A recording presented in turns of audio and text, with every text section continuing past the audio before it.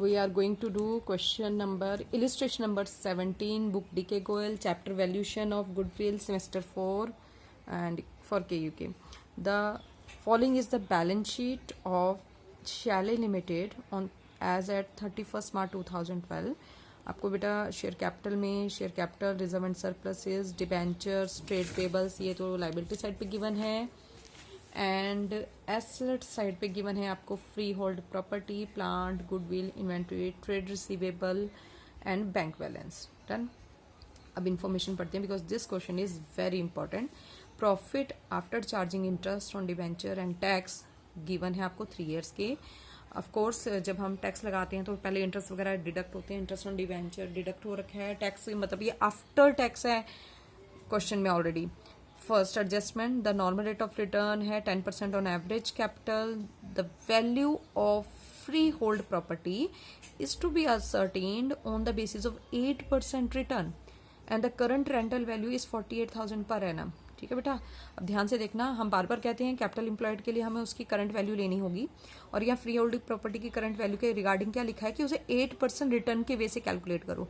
Means अगर मेरी property 100 की है तो मुझे 8% उस पर इंटरेस्ट या रेंट मिलना चाहिए, और एक्चुअली मुझे रेंट 48,000 मिल रहा है, तो what will be the value of freehold property, ये हमें कैलकुलेट करनी पड़ेगी।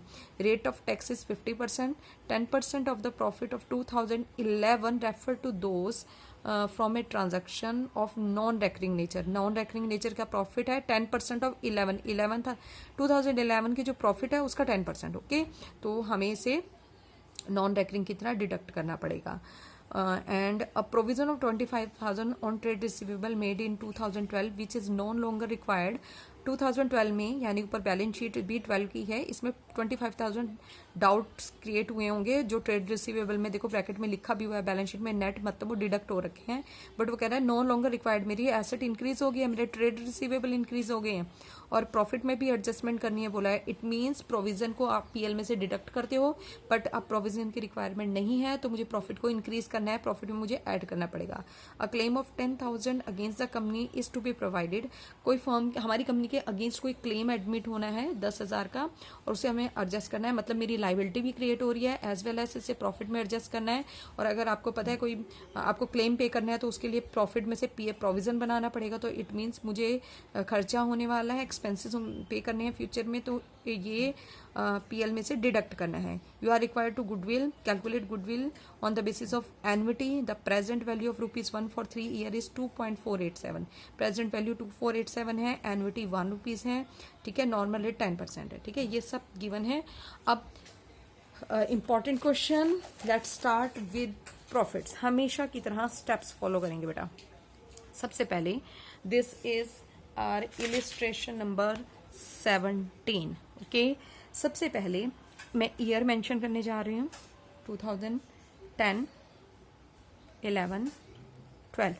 अब इस क्वेश्चन में इंपॉर्टेंट क्यों है, क्योंकि बेटा मुझे एडजस्टमेंट करनी है। ठीक है, और एडजस्टमेंट करने के लिए अगर तो टैक्स ही ना दिया होता फिर तो जो प्रॉफिट गिवन है मैं उसमें एडजस्टमेंट कर लेती, बट मुझे चाहिए नेट प्रॉफिट बिफोर टैक्स, क्योंकि जो प्रॉफिट गिवन है मेरे पास वो आफ्टर टैक्स है, तो उसे बिफोर टैक्स में मुझे कन्वर्ट करना पड़ेगा। ठीक है, कैसे करने जा रही हूँ, देखो 2,40,000 प्रॉफिट है, this is after tax. After tax कितना, देखो टैक्स की परसेंटेज है 50, तो it means if we have profit before tax 100, तो 50% टैक्स लगने के बाद आफ्टर प्रॉफिट कितना बचेगा 50। ठीक है, तो this also 2,40,000, this represent 50 after tax profit, what is value before into 100। ठीक है, यानी कि टैक्स के बाद अगर मेरे पास 50 रुपये बचने हैं तो टैक्स से पहले मेरे पास है 100, और मेरे पास 2,40,000 बिफोर टैक्स आफ्टर टैक्स है, तो what will be the value before tax, तो 100 से मल्टीप्लाई करना है, तो मेरे पास आ जाएगा ये 4,80,000। डन। इसे सिंपल वे से कह सकते हैं कि जो चीज रिप्रेजेंट हो रही है उससे डिवाइड कर दो, जो फाइंड करना है मल्टीप्लाई कर दो। फॉर एग्जांपल मैं से एग्जांपल को चेंज करती हूँ, कई बार बच्चे 50% से कंफ्यूज हो जाते हैं। मान लो टैक्स 60% होता, तो मेरे पास 60% टैक्स लगाने के बाद नेट प्रॉफिट आफ्टर टैक्स बचता 40, तो ये 40 होता है, मतलब 2,40,000 ये 40 को रिप्रेजेंट कर रहा है आफ्टर टैक्स को, तो what will be the value before tax, तो 100 से मल्टीप्लाई करती। ठीक है, आप समझ आ गया। तो ये आफ्टर टैक्स से डिवाइड किया, आफ्टर टैक्स मेरे पास 50 बचने वाले हैं, तो what will be the value before tax into 100, वो 100 से मल्टीप्लाई किया। सेम स्टेप हमने सबके साथ करना है।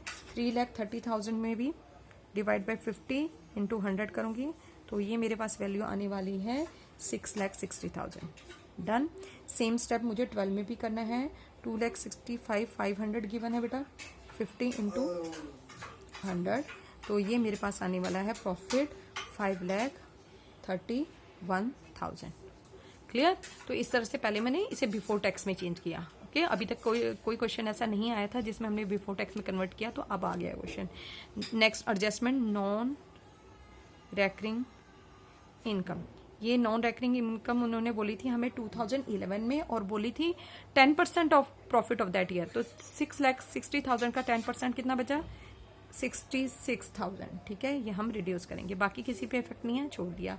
उसके बाद हमारे पास है डाउटफुल डेट्स की जरूरत नहीं थी, उसने कहा था no need of doubtful debts. कौन सी ईयर की बात हुई थी, ये 12 की।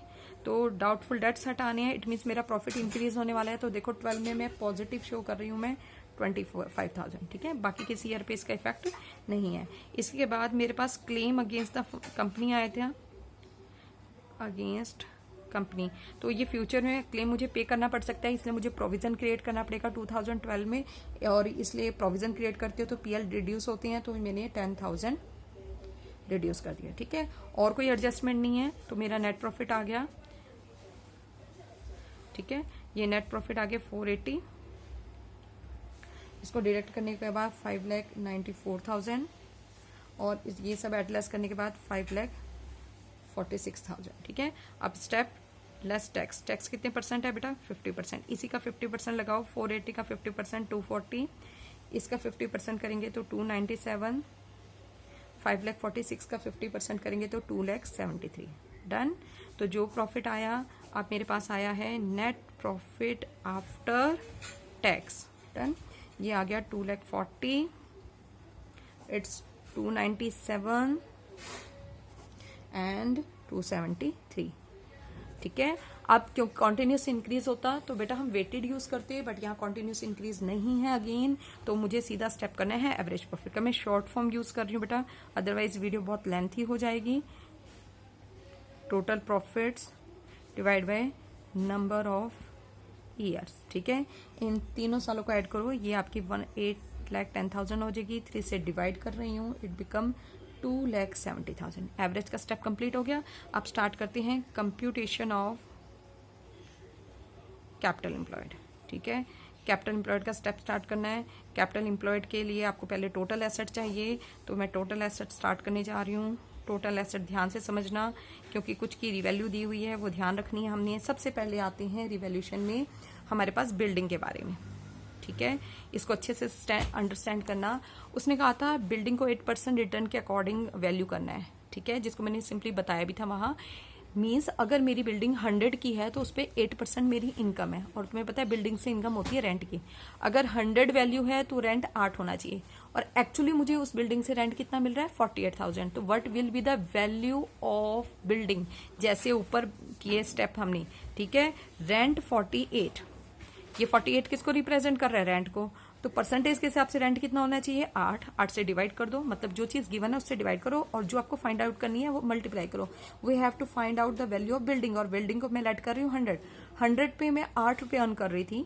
ठीक है, और अगर मैं 48,000 अर्न कर रही हूँ तो बिल्डिंग की वैल्यू कितनी होनी चाहिए, into 100, this is your 6 lakh. Okay, इस तरह से मैंने बिल्डिंग की न्यू वैल्यू कैलकुलेट की। प्लांट एंड मशीनरी की कोई नई वैल्यू गिवन नहीं है, एज इट इज ले लो, 3,20,000। इन्वेंट्री की कोई वैल्यू गिवन नहीं है। हाँ, गुडविल मैंने छोड़ दिया बेटा, गुडविल को नहीं लेते। गुडविल के चैप्टर में इन्वेंट्री ली हमने, इन्वेंट्री एज इट इज ले ली, 3,80,000। ट्रेड रिसीवेबल ध्यान से लेना, ट्रेड रिसीवेबल लिखा भी हुआ है नेट, मीन्स उसमें से डाउटफुल डेट्स लेस हो रखे हैं, बस डाउट की जरूरत ही नहीं, तो मुझे इंक्रीज करके लेना है। 5 लाख के डेटर हैं, 25,000 का डाउट रिवर्स ऐड हो गया, तो मेरे डेटर हो गए 5,25,000। ठीक है, बैंक बैलेंस तो वैसे भी चेंज नहीं करने हैं, बैंक बैलेंस तो एज इट इज लेना है हमने, वो हमारे पास आ गया 1,50,000। Total is 19,75,000। डन। अब मैं आउटसाइड लाइबिलिटी पे आती हूँ बेटा।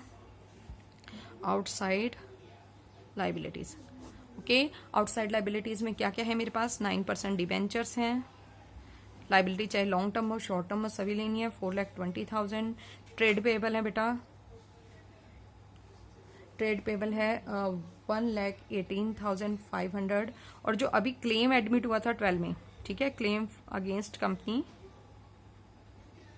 वो भी हमारी लाइबिलिटी क्रिएट हो रही है 10,000, तो टोटल लाइबिलिटी होगी 5,48,500। ठीक है, अब आते हैं नेट कैपिटल एम्प्लॉयड का फार्मूला।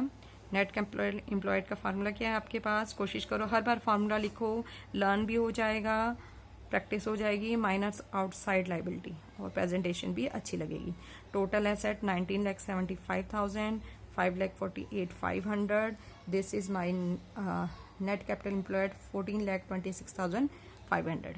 ठीक है, अब आपको पता है कैपिटल एम्प्लॉयड के बाद हम क्या करते हैं बेटा, एवरेज कैपिटल एम्प्लॉयड निकालते हैं। एवरेज कैपिटल एम्प्लॉयड क्या फार्मूला है उसका, नेट कैपिटल एम्प्लॉयड जो आपकी आई है minus what, minus half of current year profit after tax, और वो आपने ऊपर कैलकुलेट कर रखे हैं, जस्ट पुट कर दो 14,26,500 minus half of current year profit is 2,73,000, तो लेस करके मेरे पास 12,90,000 ये आ गया।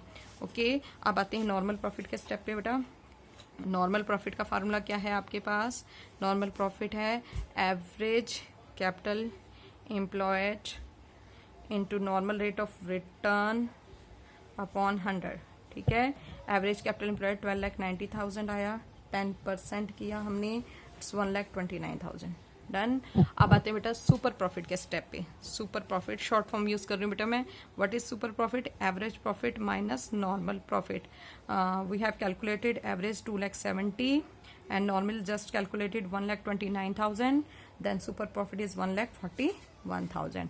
and now goodwill by using capitalization of super, एक ही फार्मूला मेंशन है तो मेथड लिखने की जरूरत है, हमने कैसे यूज किया है, तो आप सीधा लिखो super profit into total present value ऊपर लिखनी है, और जो आपकी एन्युटी है, जो आप एनुअली लगा रहे हो, वो आपको अबव में रखनी है।